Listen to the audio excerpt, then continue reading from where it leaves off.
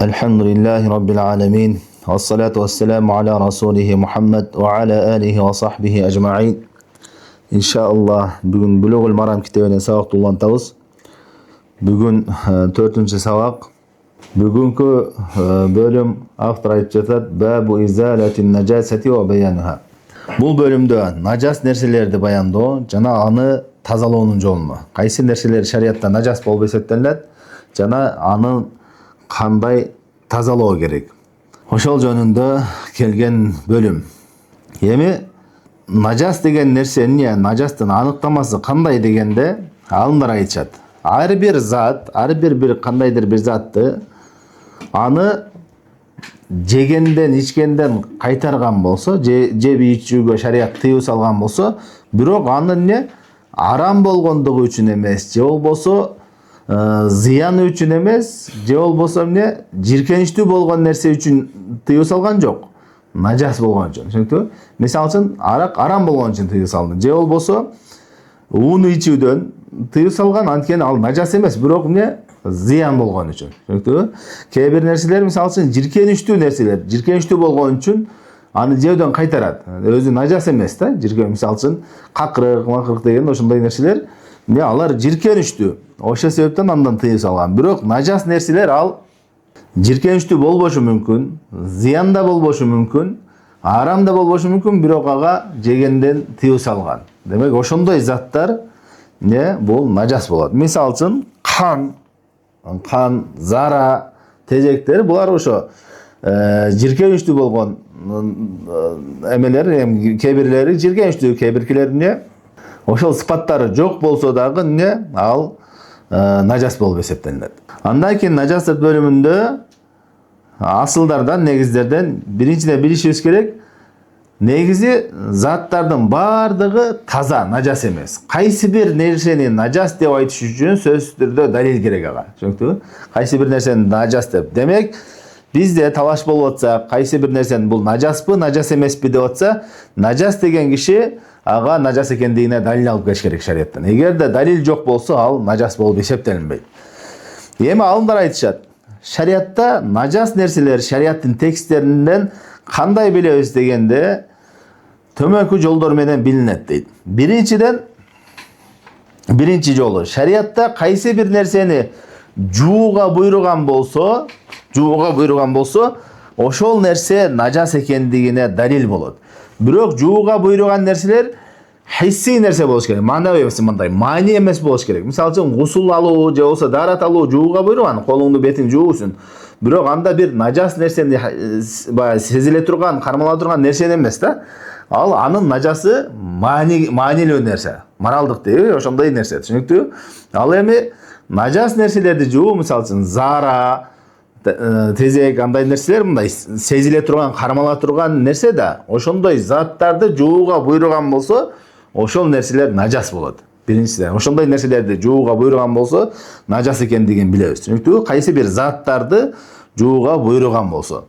Экинчиден, шариятта кайсы бир нерсеге татхир деген сөз менен, татахур, мындай арабчаны кыргызча сөздүк которгондо тазалагыла. Ат-татахур деген тазалык, тазалануу деген да.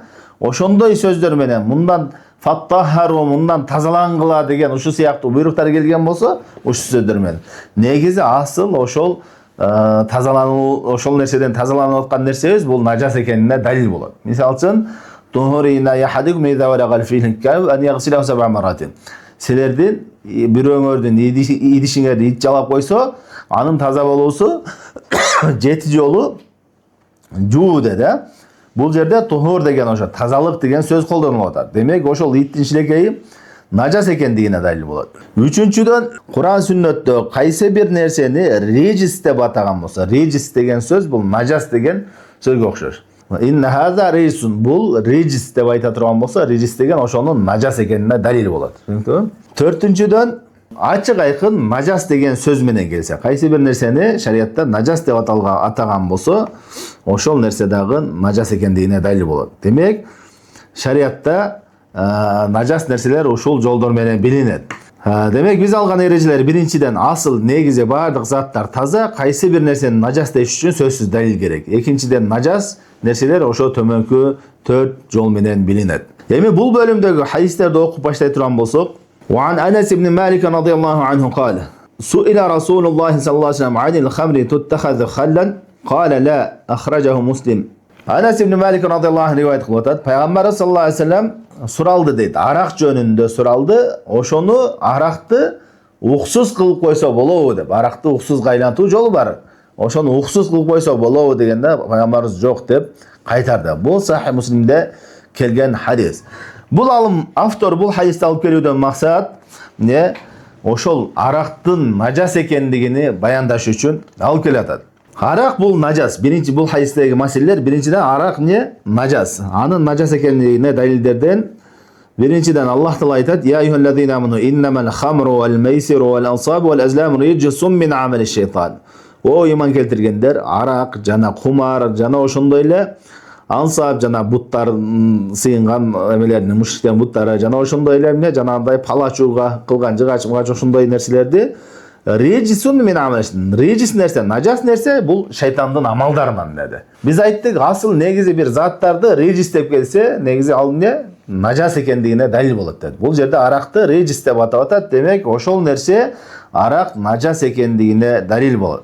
Жана ошондой эле жогоруда окуган хадисте Пайгамбар саллаллаху алейхи ва саллям эмне деди? Аны уксуз кылса болобу дегенде, уксузга айлантса болобу дегенде жок деди. Ал эмне? Себеби ал нажас. Жана алымдардын арасында Ибн Абдул-Бар, Ибн Рушд деген бир нече алымдар арактын нажас экендигине ижма эскеришкен.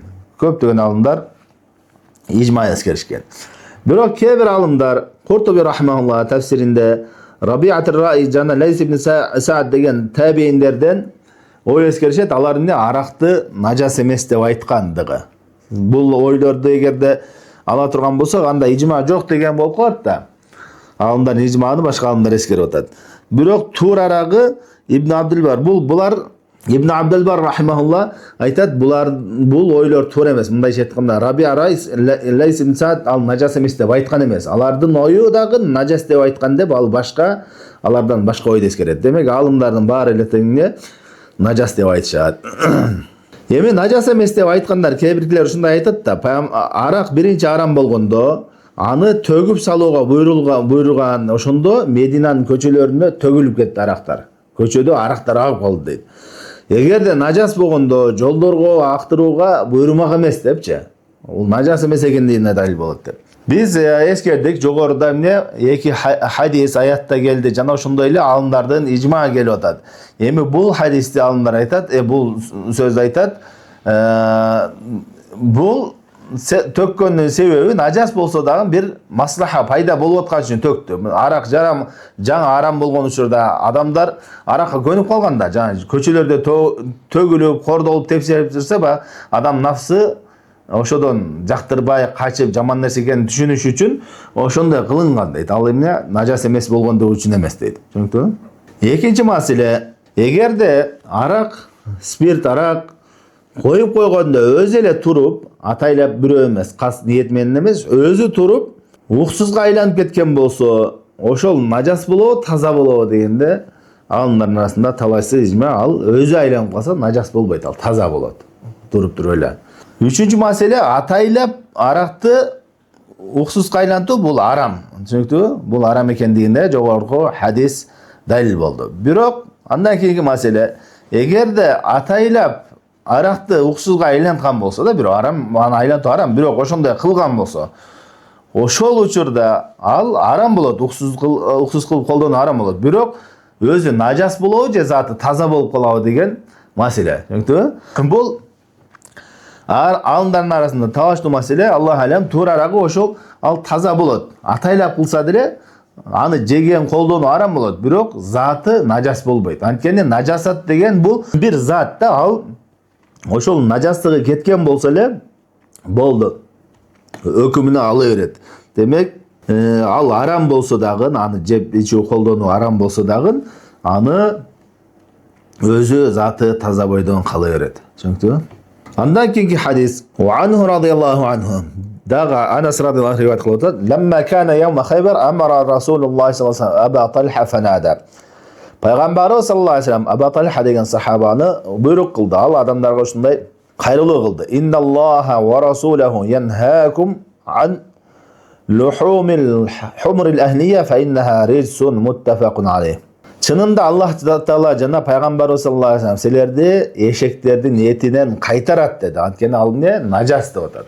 Эшектин эти эмне нажас. Бул Сахих Бухарида Бухари Муслимде келген хадис. Бул хадис ошо эшектин нажас экендигине, арам экендигине, аны жесе болбойт экендигине ачык айкын далил боло турган хадистерден. Эшектер эки түрдүү болот. Хумурул ахлия ошо колдонуп жүргөн биз билген эшек, бул ошол нажас, арам.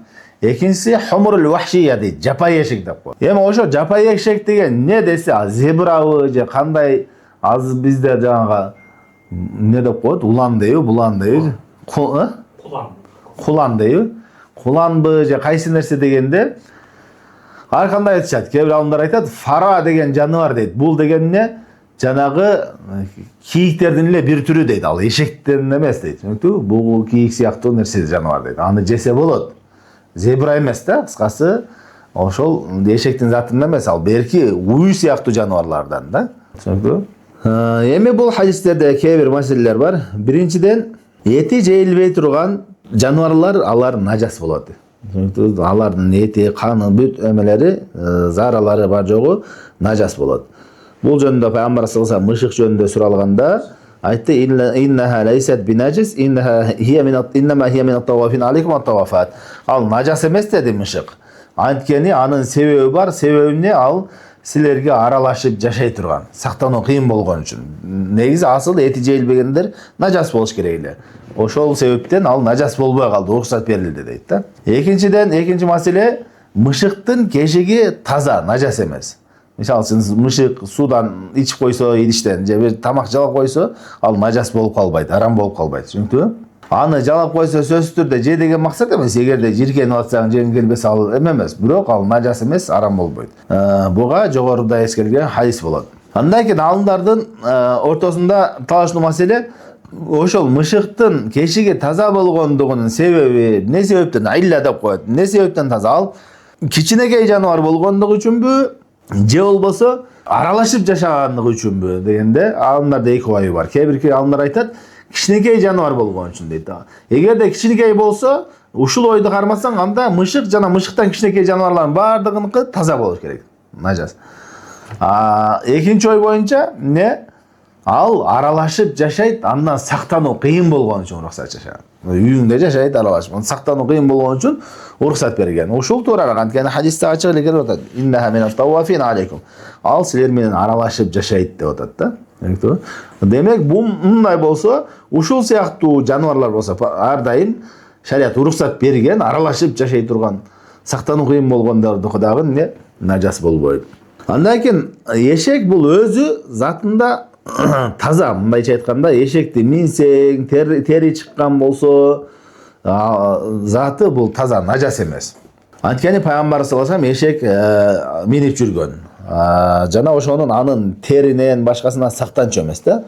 Жана ошондой эле алымдар айтат, эшектин кешиги да таза. Мисалы үчүн чакадан суу ичкен болсо, андан калган эме нажас болуп калбайт, таза деп айтышат. Жана ошондой эле эмне? Териси дагы, териси эмес, тери таза. Түшүнүктүбү? Кийинки хадисте عمرو بن خارجة رضي الله عنه قال خطبنا رسول الله صلى الله عليه وسلم بمنى وهو على راحلته ولعابها يسير على كتفيه أخرجه أحمد والترمذي وصححه. Amr ibn Харижа деген сахаба риваят кылып атат. Пайгамбарыбыз саллаллаху алейхи ва саллям бизге Минада хутба кылды дейт да. Төөсүнүн, унасынын үстүнө, төө эмес, унасынын үстүндө туруп эме кылды. Менин ошол унасынын, минген унасынын шилекейи менин далыма агып турду дейт да.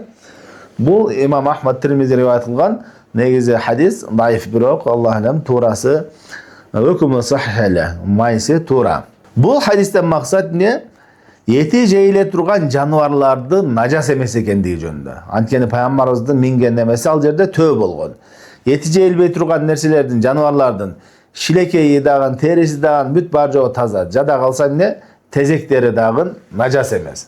Tuğrara koy boyunca tezekleri dagın najas emes. Antkeni Peygamber sallallahu aleyhi ve sellem sallu fi marabidil ganam, koylar jatkan yerde namaz okuy bergile degan ruxsat bergen.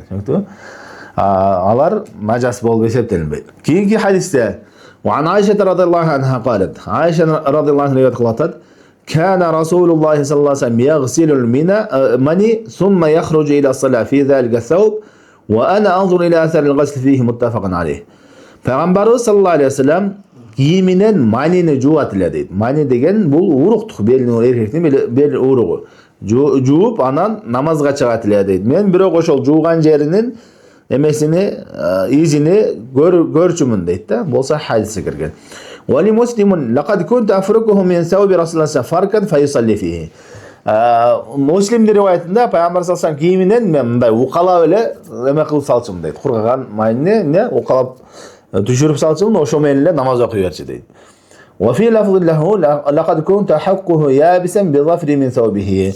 Başka bir rivayette, Muslim'in rivayetinde al kurgap kalganda men o tırmaklar menen uqalap düşürüp salsınmın deydi. Oşol nemede namaz okuçu. Bu hadislerde 3 rivayette ne maninin taza ekendigini, najas emes ekendigini bayandap atat. Bu hadiste de ıhtimaldı emi al najasты getirdi de kanday bolsa da dagı dep aytышы mümkün da. Birok ne Abdullah ibn Abbas'tan kelet mani jönündө suralganda al aytat innama huwa bimanzilatil makhati wal busaq. Al ne mani degen kakırık, tükürük siyaktı öyle degen da Abdullah ibn Abbas. Bu açık aykın, najas emes ekendiginde açık aykın. Demek uşul jogorda hadisler jana uşu Abdullah ibn Abbas'ın fatvasının negizinde mani degen najas emes. Bu jumhur alimdardın oyu. Şafii rahimallah İmam Ahmad'ın bir rivayette koyu. Başka alimler najas degen alimdardagı var. Birok tuğrara koy Allah alem. Al najas emes. Keyinki hadiste ve an Ebi Semh radıyallahu anhu kal. قال النبي صلى الله عليه وسلم Peygamber sallallahu aleyhi ve sellem yughsalu min bawlil cariye ve yurashu min bawlil gulam. Ahrajahu Abu Davud ve Nesai ve sahhahu Hakim. Peygamber aytты, kişinekey kızdın zarasını juulat deydi. Najası juulat. Al эми kişinekey balanıkı aga su çaçıp koysa bolat deydi. Juubay eleçi. Bu Nesai'de jana Abu Davud'da kelgen hadis. Bu hadis sahih hadis. Emi bu yerde birinciden çoğdordun zarası bu najas. Bu talaşsız, icma menen najas. Bu yerde bu hadiske baylaşlı meselelerden birinciden Sahih Bukhari Müslim'de kelet Ummu Qays binti Muhsin degen sahaba ayal özünün bir kişideki жаңы törölgön balasını Peygamber sallallahu aleyhi ve sellem'e tahnik kılıp koyunuz dep alıp kelet. Tahnik degen жаңы törölgөнгө kurman çaynap şiresini ozuna salıp koyuyor. Birinci жаңы törölgöndө. Oşonda kıllayın dep alıp kelgende Peygamber sallallahu aleyhi ve sellem'in üstüne al bala seyip koyuyor. Sigende Peygamber sallallahu aleyhi ve sellem anın üstüne oşo kiyimin üstüne siydiğin üstüne su çaçıp koyuyor. Anı juubastan ile. Anı sığıp juubastan ile oşonu çaçıp koyuyor. Oşonda ile Sahih Bukhari'de Ayşe radıyallahu anhu'nun hadisinden de gelet bir kişineke oşonday bala Peygamber üstüne siyip koyganda anın üstüne su çaçıp koyuyor. Bu tamak jeylek kişinekey bala süt emgen tamak jeylek kişinekey balanın zarası uşunday. Eme oşol kayсылары najas, kандай абалда najas oşolor jönündө eskere турган болсок, биринчиден алымдар арасында талашсыз ижма болгон, тамак жеп калган, чоңоюп калган кичинекей эркек бала болсо дагы анын зарасы najas. Бул алымдардын арасында талашсыз. Түшүндүңбү? Экинчиден ошол тамак жээлек кичинекей баланын тамак жээлек анын дагы зарасы najas, бирок талаш бар. Ошол najасы оор najаспы, жууш керек болгон. Же болбосо жеңил najаспы деген талаш бар. Туура арасы эмне? Бул ал таза эмес. Кээ биркилер анын немеси жуубаса да болот, ал таза najас эмес деп айткандар бар да. Бирок алымдардын арасында илгерки алымдарда ижма болгон, ал najас экендигинде. Бирок ошонун тазалоо жолу кандай болот? Жууш керекпи же болбосо жөн эле суу чачып койсо болобу деген талаштуу маселе бар. Тура ой боюнча ошол ал жеңил najас. Бул хадистерде келгендей эле аны жууштун кереги жок, анын үстүнө суу куюп койсо жарактуу болот, сыгып жуубаса деле. Эми жаш баладан тамак жегем деп айтпадыкпы? Ошо бардык ошо чеги канча жаңы төрөлгөндөн кийин тамак жеп калганга чейин дедик, а? Кичинекей жаш бала деле бир шире бирдеке берсең, жаңы төрөлгөндө деле жей берет, адам тартыпчы. Тамак жеудөн максат эмне дегенде, алымдар айтат, ошол өзү багында аппетит менен, калоо менен жеп калат го бирдекелерди. Ошолго чейин да, мисалы сен 2 ай, 3 айдабы бирдекелер көрсөң суктанып жеп калат, ошол малга чейин. Жаңы төрөлгөн бала деле негизи бирдеке берсең жутуп жеп ала бериши мүмкүн да. Ал тамак жеудөн максат любой эле нерсени жутса болду деген майында эмес да. Өзү калоосу менен бирдеке жеп калган болсо, ошондой жаш бала болсо, ал сыйып койгон болсо, анын үстүнө суу чачып койсо жетишиктүү болот. Мисалы балдар ар кандай да, кээ бирки балдар 3 ай, 4 айда муну бирдекелер кичине жедирип баштаса, суктанып, талашып жеп баштайт. Ошол өзү калоосу менен жеп баштаганга чейин. Анын тазалоо жолу ошо үстүнө сууну куюп коюу жетишиктүү болот. Аны жуу шарт эмес. Эми бул хадистерде келгенден башка дагы шариятта кээ бир маселелер алып өтөйлү. Башка дагы нажас нерселер бар. Шариятта нажас нерселер бар. Биринчиден зара, чоң зара. Адамдыкы жана эти желбей турган жаныбарлардыкы чоң зара бул нажас. Бул ижма, мындай айтканда шек күмөнсүз, талашсыз нажас экендигинде. Экинчиден кичинекей зара. Бул дагы нажас экендигинде талашсыз болгон маселе, ижма. Үчүнчүсүдөн ал-мази вал-вади. Мази менен вади дейт. Мази деген эмне? Бул адам дүүлүккөндө урук, бел уругунан мурда жана чыгуучу суюктуктар. Дүүлүгүнүн аркасынан чыгуучу суюктук. Жана вади деген кээ бир адамдарда болот. Мисалы, зара кылгандан кийин дагы бир кичине зарасы токтоп бүткөндөн кийин дагы шилекей суюктук агып калат. Бул экөө дагы нажас, бул экөө нажас болуп эсептелинет. Бул да алымдардын артында талашсыз. Абдуллах ибн Аббас радыйаллаху анхудан дагы келет. Жана алымдар буга ижма эскеришкен. Төртүнчүдөн кан дагы нажас. Эгерде кан көп болгон болсо нажас. Бул дагы алымдардын арасында талашсыз ижма. Имам Ахмад рахимахуллах айтат: "Ла яхталифул муслимуна аля анна дама наджисун." Мусулмандардын арасында эч кандай талаш жок, кандын нажас экендигинде дейт. Чөнки Имам Ахмад илгерки алымдардан, ошол илгерки алымдардын пикирин эскерип атат. Эч кандай алардын арасында талаш жок, кандын нажас экендигинде дейт. Эми ошол канды нажас дегенде кээ бир мутаахир, кийин келген алымдар жана кээ бир захириттер ушул канды нажас эмес деп чыгышкан да. Кээ бир далилдерди карманып алышып, мындайча айтканда, кээ бир далилдердин үстүрткү мааниsin түшүнүп алышып, илгерки алымдардын оюна каршы чыгып, нажас эмес деп чыккандар бар. Алардан ошол далилдерден бири Умар радыйаллаху анху намаз окуп атканда бычак сайган. Ошондо ага бычак сайылганда кан агат да, намазын уланта берген дейт да. Намазын уланта берген, токтогон эмес. Буга жооптордон Шейх Ислам ибн Таймия рахимахуллах жооп берет. Умар радыйаллаху анху ал канды токтотуу мүмкүн эмес эле. Сразу токтотуп калып, бычак кирип кеткен, токтотуп калуу мүмкүн эмес. Ал эгерде токтотуу алек болсо, намаздын убакыты чыгып кетет. Андай боло турган болсо, анын өкүмү не? Жанагы нажасы ар дайым токтобой агып турган адамды сыяктуу, ошондой өкүмү. Мисалы үчүн бир адамдын зарасы постоянно агып турса, же болбосо аял кишилерде истихала деп коет, оорун себебинен постоянно кан келип тура турган болсо, хайыз кандан башка.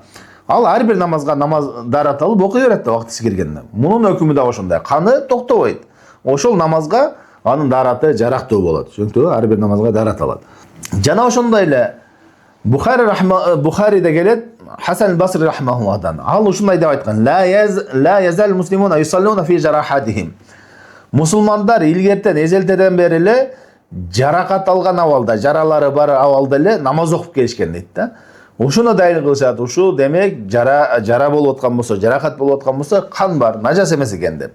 Буга жооптордон алымдар айтат. Биринчиден, жаранын бар болушу болгону менен сөзсүз түрдө кан агуусу шарт эмес. Эсилде катып калды, ал аккан жок. Экинчиден, ошол жаранын үстүндөгү кан болсо, мисалы жара болду, жаракаттын үстүндөгү кан ал нажас болуп эсептелинбейт. Эми нажастын, кандын нажасы канчалык дегенде, бул көп болсо дедик. Көп кан болсо дедик. Эми ошо көп менен аздын чеги кандай дегенде, Абдуллах ибн Аббас радыйаллаху анху келет: "Ал-касиру ма фахуша фи қалбик." Köp kan bul özüңdүn көңүлүңө, жүрөгүңдө мындай көп деп сезгениң дейт да. Демек, чеги шариатта так бир чек жок. Адам, ар бир адам өзүнө кайтат. Бир жерин кесип кетти, кичине кан алып кетти. Көңүлүңдө ошону көп кан деп сезип атсаң, көп деп көрүп аткан болсоң, ал сен үчүн нажас болот, даратыңды сындырат. Көңүлүңдө аз эле деп көрүп аткан болсоң, анда эмне? Ал нажас болбойт жана даратты сындырбайт. Демек, бул ар бир адамдан адамга айырмаланат. Мисалы үчүн көп канга аралашкан киши аны аз деп көрүшү мүмкүн, көбүрөөктү дагы. Бул шариаттын жеңилдик жолдорунан. Андан кийин, эгерде аз кан болгон болсо, нажас аз кан, даратты сындырбай турган кан, чек ошо бир адам аз деп көрүп аткан кан, ал нажас эмес, таза болуп эсептелет. Бул алымдардын арасында талашсыз. Мисалы, кичине тамчы кан чыгып кетсе, ал нажас болбойт. Кийимге тийип калган болсо, же болсо нажас болбойт. Качан нажас болот? Көп деген чекке жеткенде нажас болот. Түшүнүктүбү? Андан кийинки нажастардан кускунду. Адам кускан болсо, эми ошо алымдар айтат, кускунду бул эки түрдүү болот. Биринчиси, тамак жегенден кийин тамагың аш болуп, эзилип башка затка айланып баштагандан кийин кускан болсо, жана жеген абалдагыдай эмес да, өзгөргөн уже. Өзгөргөн абалда болсо, бул нажас. Түшүнүктүбү? Бул нажас. Бул жалпы 4 мазхабта да нажас. Кээ бир мутаахир Шавкани рахмауллах сыяктуу кээ бир алымдар нажас эмес деп айткан, бирок илгерки алымдардын баардыгы эле аны нажас деп келишет. Экинчи абалы бул жегенден кийин дароо эле кайра чыгып кеткен болсо, өзгөргөн жок да. Кээде бирдекелер жутуп жегенден кийин сразу эле косуп берип чыгып кеткен болсо, ошол нажаспы, нажас эмеспи дегенде, бул да алымдардын арасында талаштуу маселе. Аллах алам, ал нажас. Анткени Ибн Умар разияллаху анхудан келет, Абдуллах ибн Умар разияллаху анху, ал кускундуну, даратты бузуучу нерсе деп эсептеген. Жана ал айырмалаган жок. Эгерде кусканда ушундай өзгөргөн болсо же өзгөргөн эмес болсо деп айырмалаган жок. Демек, сахабалар кускундуну нажас даратты бузуучу нерсе деди. Демек, даратты бузуучу нерселер ал нажас болуп эсептелинет. Адамдын ичинен чыккан нерселер нажас болуп эсептелинет. Дагы алымдар айтат, бир пайда, алымдар айтат, жаш баланын кускундусу дагы зарасынын өкүмүндөй. Эгерде кичинекей тамак жей жаш бала болсо, кускундусу нажасаты жеңил нажас болот. Анын үстүнө суу чачып койсо, жетишиктүү болот. Тамак жеген болсо, чоң болгон болсо, же болбосо кыз боло турган болсо, анда аныкы жууш керек болот. Биз жана айтып өттүк, жаш баланын, тамак жейлек жаш баланын зарасына жуубай эле суу чачып койсо болот деп. Бирок тамак жейлек кыз болсо, эркек эмес, кыз болсо, аныкын жууш керек. Ал нажас. Тамак жейлек болсо да. Андан кийинки маселе, бул көп кездешүүчү аял кишилерде. Бул деген аял кишиден выделение, да? Выделение мындай суюктук чыга берет, да? Ал эгерде хайыз каны болсо нажас, хан болсо нажас, зара болсо нажас, уруктук жанагындай дөлүгү менен чыккан нерселер болсо нажас. Бирок жөн эле абалда ошондой нерселер жок. Кээ бир жөн эле суюктук чыгып аткан болсо, выделение келип турат да, таза эле. Алар таза, бул не нажас эмес, нажас болуп эсептелбейт выделение, түшүнүктүбү? Кан жок, кызыл жок, эчтеке жок болсо, анда Аллах алам нажас эмес. Анткени биз айттык, асыл негизи ар бир заттар таза, качан гана далил болсо нажас болот деп. Ал нерселердин нажас экендигинде талаш жок. Андан кийин алымдардын арасында талаштуу маселе, дагы бир маселе, зара кылганда, мисалы үчүн жерге туруп зара кылып аткан болсо, жерден обратында кайта кичине тамчылар чачырайт го, шындарга мындай жалтырап чачырап калат го. Ошол нерсе кечиримдүү эмеспи дегенде, туурарагы Аллах алам ошол кечиримдүү. Бул деген мындай белгилүү шымдарыңды суу кылса деле, эме кылса, точка кылса деле деген эмес. Кичине баягы билинбегендей чачырап, бир аз жалтырап эметип калат го. Ошондойлор ал кечиримдүү. Эгерде заранын кичине чачырандысы кечиримдүү.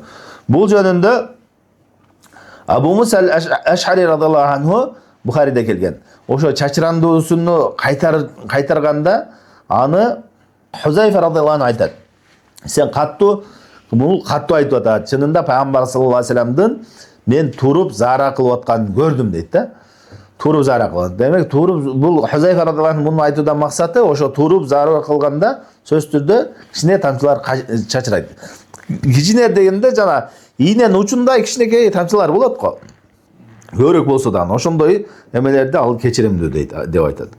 Andan keyingi hadiste Van Asma bint Abi Bakr radhiyallahu anha qalat qala Rasulullah sallallahu aleyhi ve sellem fi damil hayd yusibu thawb tahuttuhu thumma taqrusuhu bil ma thumma tandahuhu thumma tusalli fihi muttafaqun aleyh. Asma bint Abi Bakr radhiyallahu anha rivayet kılıp atadi. Peygamber sallallahu aleyhi ve sellem hayız kanı jönündө aytты. Hayız kanıga anı ne ukalap ketiresin, katıp kalgan bolsa ketiresin, anan üstünü su menен jubasın, aga su kuyasın, su menен jubasın dedi. Bu Bukhari Müslim'de kelgen hadis. Keyingi hadiste an Abi Hurayra radhiyallahu anhu qalat Khawla. Abu Hurayra radhiyallahu anhu aytып atadi. Khawla degen ayal sahabe aytadi. Ya Rasulullah, fa in lam yazhabid dam, o Allah'ın elçisi, eğer de kan ketpey kalsaçı dese, qala yakfikil ma ve la yadurruka atharuh. Sana su mene jugan bolsong жетишиктүү анын не кичине өңү калып кетсе деле ал зыян бербейт деди. Бирок бул экинчи hadis даиф hadis. Эми бул жерде маселелерден najasat бул зат да бир зат. Ошону кетирүүдө үч нерсеси бар. Najastын өңү бар, даамы бар, жыты бар. Алымдар айтышат. Эгер де даамы кеткен эмес болсо, najasаттын даамы кеткен эмес болсо, анда ал najasat тазаланбайт. Түшүндүңбү? Кайсы бир нерсенин анда даамы кеткен эмес болсо, ал заты кеткен жок. Ал эми бир аз жыты же болбосо бир аз өңү калып калган болсо, жууган болсо, ал таза болуп эсептелинет. Түшүндүңбү? Анткени Айша радhiyallahu anha айтат: "Инни асалин najasa фаябqa асарха." Айша радhiyallahu anhaдан сурады. Мен najasатты жуугам, анын бир аз таасири калып калат, өңү сыяктуу калып калат дегенде Ayşe aytты alma tahurun. Su taza dedi. Anı getirет dedi. Түшүндүңбү? Demek misal üчүн өңдүү неmeleri бар да. Чоң зара болсун, түсү бар. Аны жууган болсоң, бир аз сарык калып кеткен болсо дагы немес кеттү, же бир аз жыт калып калса деле ал таза болуп эсептелинет. Бирок даамы кеткен эмес болсо, анда ал таза болбойт. Кийинки маселе ошол najasatты жууганда, бул najasatты тазалоо жолдору, najasatты жууганда бир сан шартпы, шарт эмеспи? Мисалы үчүн 3 жолу жууш керекпи, же 5 жолу жууш керекпи, же 7 жолу жууш керекпи дегенде, Аллах алам туурара ой боюнча najasatты тазалоодо бир сан шарт эмес. Бир жолу жууп кетирсең, затыны кетирген болсоң, жарактуу болот. Бир жолу да кетпесе, 2 жолу, 3 жолу. Эң негизгиси ошол зат кетиш керек, ошондо ал таза болуп эсептелинет. Буга далилдерден Пайгамбарыбыз айтты, ошо хайыз канына жогоруда хайызды. Ага не укалап үстүнө суу менен жууп кой деди. Бир санды айткан жок. Ошондой эле биз мурунку бөлүмдөрдө өткөн хайызде бир киши мешитке тийгенде ошонун немесине сийдигин үстүнө эле суу куюп койгула деди. Аны 3 жолу, 5 жолу деп айткан жок. Бир жолу эле суу коюп койду. Ал эми иттин немесини 7 жолу жууга буйрулган, бул итке гана тиешелүү. Итке гана тиешелүү. Башка najasаттарга тиешеси жок. Түшүндүңбү? Ушуну менен бүгүнкү бөлүм бүтөт. Иншаллах кийинки бөлүмдөн дарат бөлүмүнө киребиз. Саллаллаху алейхи ва саллям аля хайр халқи Мухаммад ва аля алихи ва сахбихи ажмаин.